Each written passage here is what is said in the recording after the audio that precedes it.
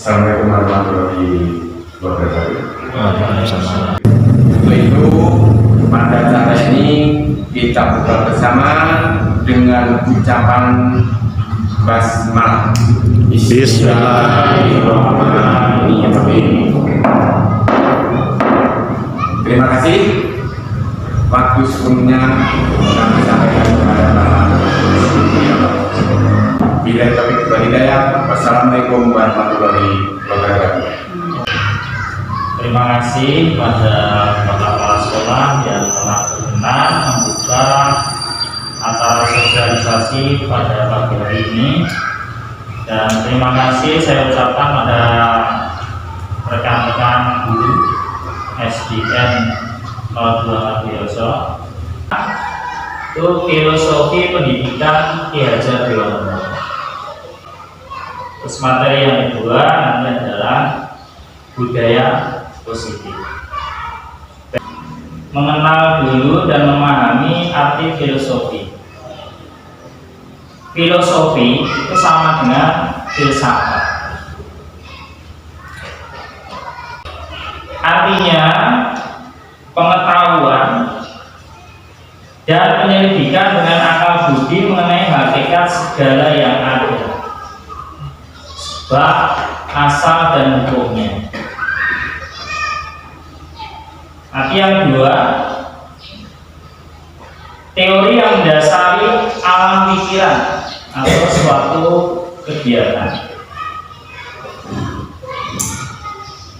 Itu tahun 2003 tentang sistem pendidikan nasional, khususnya adalah pasal 3. Kita rangkum ini tadi ada beriman, berakhlak mulia, sehat, yang berilmu, cakap, kreatif, mandiri, demokratis, dan bertanggung jawab.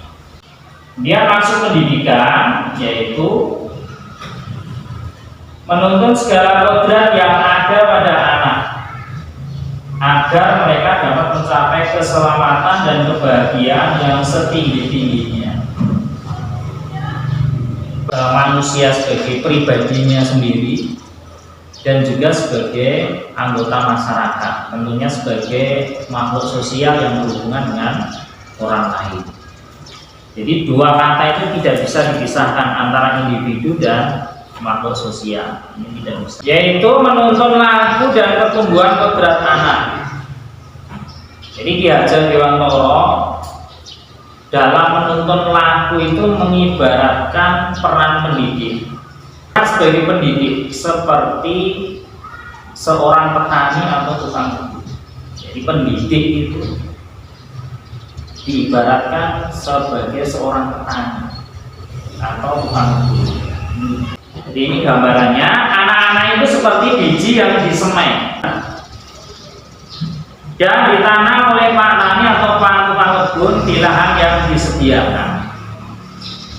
Jadi tadi ya, peran pendidik seperti seorang petani. Di sini anak-anak diibaratkan sebagai bijinya yang siap akan ditumbuhkan, siap disemai. Bila biji jagung ditempatkan di tanah yang subur dengan mendapatkan sinar matahari dan penairan yang baik, maka meskipun biji jagung adalah bibit jagung yang kurang baik, kurang kualitas, dapat tumbuh dengan baik karena perhatian dan perawatan dari pak petani. Pemeliharaan pada tumbuhan ketika kita menumbuhkan tanaman perlu tidak, Pak? Perlu tidak, Pak? Perlu. Jadi jawaban kalau kita ini perlu berarti sama artinya ketika kita mendidik anak, maka perlu memelihara bagaimana perkembangan anak didik kita. Yang dimaksud dengan istilah dasar jiwa yaitu keadaan jiwa yang asli menurut kodratnya sendiri, belum dipengaruhi oleh keadaan di luar. Yang pertama, ini teori rasa. Teori rasa ini mengatakan anak yang lahir di dunia itu diumpamakan seperti sehelai kertas yang belum ditulisi.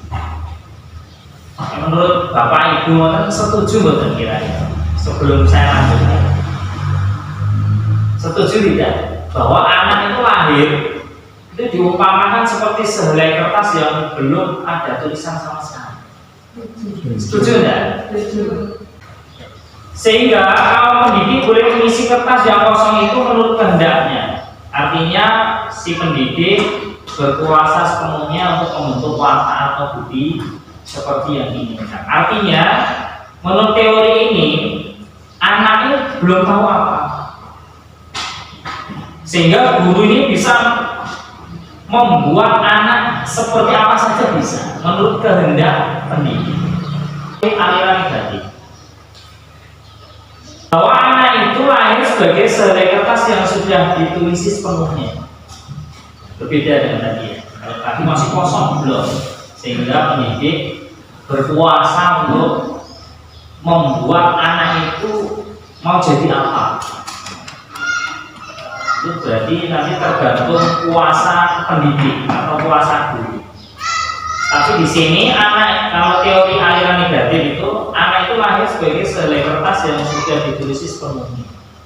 Artinya pendidikan hanya dapat mengawasi dan mengamati supaya pengaruh-pengaruh yang jahat tidak mendekati diri anak.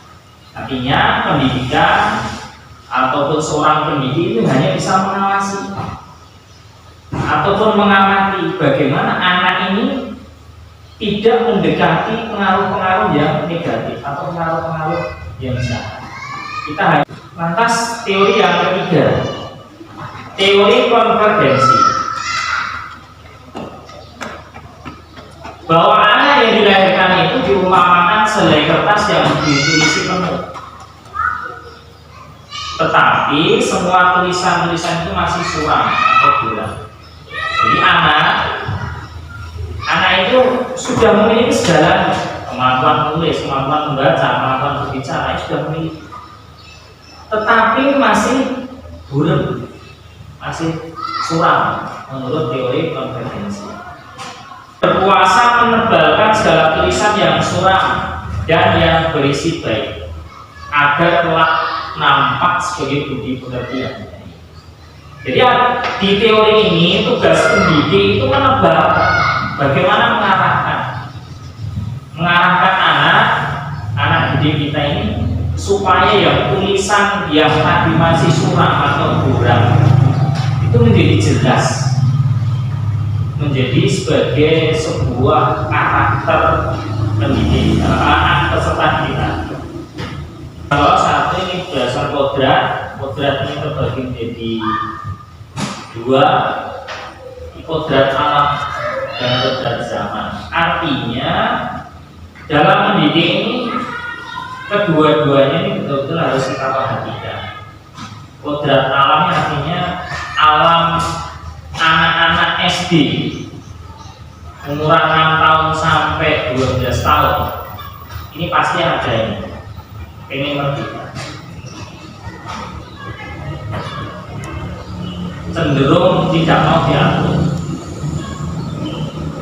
Kemudian yang kedua ini masih dalam suka bermain. Yang ketiga, alam di sini adalah setiap anak ini memiliki potensi. Di situ anak saya suruh bebas membuat soal sebagai contoh kan. Jadi nanti bisa kita kembangkan di kelas kita masing-masing. Sehingga saya tidak memberi soal khusus. Artinya saya hanya mengarahkan anak-anak saya suruh membuat soal semaunya. Yang penting ya sesuai dengan kompetensi dasar. Nah nanti kita akan mendapatkan berbagai ragam soal dari sini sesuai kemampuannya, sesuai potensinya. Terus yang kedua, ada kodrat zaman. Kodrat zaman artinya pendidikan ini menyesuaikan waktunya. Kalau sekarang ada era digitalisasi data itu, atau dikatakan anak sekarang adalah zaman apa bu? Milenial. Maka harus anak juga harus kita kenalkan ya namanya itu Dan di situ nanti ada tuntutan ini dalam perkembangan zaman ini ada tuntutan inovasi. Artinya ada pembelajaran yang baru yang kita terapkan. Jadi tidak sama atau strategi. Yang pertama ingarso sutulodo. Itu artinya di depan itu mampu memberi contoh atau teladan. Bapak Ibu, mau tidak mau kita ini sudah ada label yang namanya guru. Tetap kita ini menjadi teladan, panutan. Pasti akan banyak dianut oleh anak didik kita. Yang kedua, imadio mangun karso. Artinya di tengah kita ini mampu membangkitkan semangat kepada anak-anak. Yang ketiga, Tuturi Handayani. Ini di belakang mampu memberikan dorongan supaya anak-anak mau belajar, mau mengerjakan tugas. Kon yang satu adalah kontinu, artinya berkelanjutan. Yang kedua adalah konvergen, artinya pengembangan dari berbagai sumber belajar. Kemudian konsentris, pengembangan pendidikan dengan kepribadian dan budaya sendiri. Berikutnya Bapak Ibu, ada asah, aso seperti pisau kalau sering diasah maka akan menjadi tajam. Artinya kalau anak sering diasah, sering dilatih, maka potensinya akan berkembang. Kasih, saling memberikan kasih sayang antara guru dan murid. Ini yes. Kemudian aso, artinya kita menjadi pamong, ngomong, tidak lepas dari kata menuntun ke arah yang lebih baik. Ini menjadi pelajar yang beriman dan bertakwa. Ini menjadi kebutuhan yang paling utama. Bagaimana Pancasila, Ketuhanan Yang Maha Esa. Terus yang kedua, berkebinekaan global. Artinya kita ini mampu menerima perbedaan-perbedaan yang ada. Karena kita ketahui yang namanya kemajemukan di Indonesia adalah luar biasa, baik budaya, agama, dan lain-lain sebagainya. Dia yang ketiga adalah gotong royong. Keempat adalah kreatif, di mana kita ini bisa menggunakan potensi kreativitas itu akan menghasilkan sesuatu. Salah satunya kalau di kurikulum 2013 maka akan menghasilkan suatu karya. Kemudian bernalar kritis. Bernalar kritis ini bisa diwujudkan dengan peserta didik, misalkan diminta pendapat mengenai suatu kasus yang terjadi di kelas maupun di sekolah, baik itu kasus pembelajaran ataupun yang lainnya. Dia anak-anak atau peserta didik ini dituntut untuk bisa mandiri, artinya tidak menggantungkan orang lain. Sebagai contoh, ada tugas maka dikerjakan sendiri tanpa bantuan orang lain. Ini ada kemandirian. Ini budaya positif tadi ini juga berkaitan dengan adanya ekosistem yang positif. Stimulus respon, kemudian mengubah orang agar berpandangan sama dengan kita. Ini stimulus responnya, kita mencoba mengubah orang agar berpandangan sama dengan kita. Menurut Bapak Ibu bisa tidak? Kedua, perilaku buruk dilihat sebagai suatu salah. Ini bukan perilaku buruk selama ini dan mungkin banyak kita lakukan itu kita anggap ini sebagai suatu salah.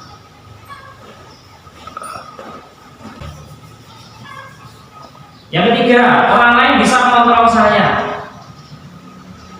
Maaf, mungkin bapak sekolah ya. Ini saya sebagai guru, ini anggapannya saya bisa mengontrol orang lain. Ya, Anda tidak bisa mengontrol orang lain. Artinya sebenarnya kita ini berada di sini yang sebenarnya. Bapak Ibu, teori kontrol itu mengatakan model berpikir menang-menang, itu menang. Artinya di sini menang-menang ini tidak harus menang, Pak. Kemarin mendapatkan penjelasan berpikir menang-menang artinya misalkan kita berlomba, kemudian kita menang, sementara lawan kita kalah, misalkan. Tapi bagaimana lawan kita ini ya tidak merasa kalah, artinya bisa mendapatkan manfaat tentang kekalahan, tentang makna disiplin. Ternyata disiplin dari bahasa artinya asli ya, asli bahasanya itu artinya belajar untuk taat. Artinya belajar apa sih Pak? Belajar untuk patuh, belajar untuk sopan dan sebagainya. Kalau kita motivasinya ini, motivasinya atau dorongannya untuk menghindari hukuman Bapak Ibu, makanya belum. Nah, itu yang pertama. Jadi harus kita kenal adalah motivasi untuk mendapatkan imbalan dari orang lain. Jadi kita, mungkin diri kita ataupun dalam melakukan sesuatu tujuannya adalah untuk menghargai diri sendiri, menjadi insan sesuai harapan, bukan ingin mendapatkan ujian dari kepala sekolah atau pengawas, tetapi mungkin lebih pada karena saya menghargai diri saya sendiri. Saya sebagai guru, kemudian salah satu amanahnya yang harus saya kerjakan adalah administrasi. Pentingnya keyakinan di sini, keyakinan itu adalah nilai-nilai universal, nilai-nilai yang bisa diterima semua orang, semua kalangan. Itu namanya keyakinan. Berbeda dengan peraturan. Kalau peraturan itu belum tentu semuanya mau menerima. Sebagai contoh, peraturan sekolah kita terapkan di rumah, bisa diterima enggak? Tidak. Berarti tidak bersifat universal, artinya tidak bersifat menyeluruh, tetapi datang dari pribadi kita masing-masing. Jadi di sekolah-sekolah itu memiliki yang namanya keyakinan sekolah yang wajib warga sekolahnya semua tahu, sehingga kalau berbuat salah tinggal menanya keyakinan sekolah kita apa, Mas? Manakah yang merupakan keyakinan kelas? Ini tabel A atau B? Menurut Bapak Ibu yang mana yang keyakinan kelas? Yang lebih ke keyakinan yang bisa diterima semua orang, semua kalangan. Nah, ini yang B. Ini ada saling menyayangi. Semua orang pasti mau menerima. Semangat. Ini sebagai contoh Bapak Ibu. Ini tolong, ini saran. Bapak Ibu ini disuruh memilih. Ini peristiwa ini atau kasus ini termasuk hukuman atau konsekuensi. Ini di dalam buku kalimat saya tidak akan terlambat lagi karena terlambat ke sekolah. Jadi dalam kasus ini anak disuruh mencatat 100 kali di dalam buku. Kalimat yang ditulis saya tidak akan terlambat lagi. Konsekuensi. Hukuman atau konsekuensi? Konsekuensi. Lari mengelilingi lapangan basket 2 kali karena terlambat hadir di sekolah.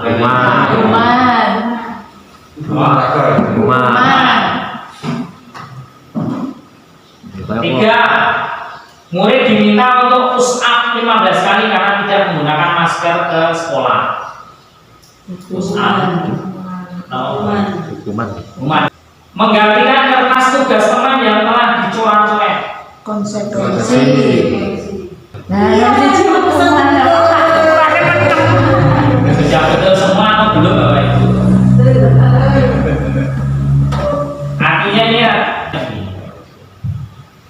kalau di situ ada tanggung jawab.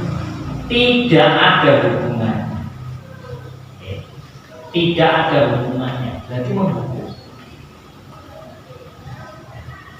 Contoh di teori dasar, ideologi manusia ya ada penguasaan, bebasan, pengen bebas, pengen senang, pengen dikasih sayang, atau pengen bertahan hidup. Nah itu misalkan tidak punya apa-apa mencuri, namanya survival, pengen bertahan hidup.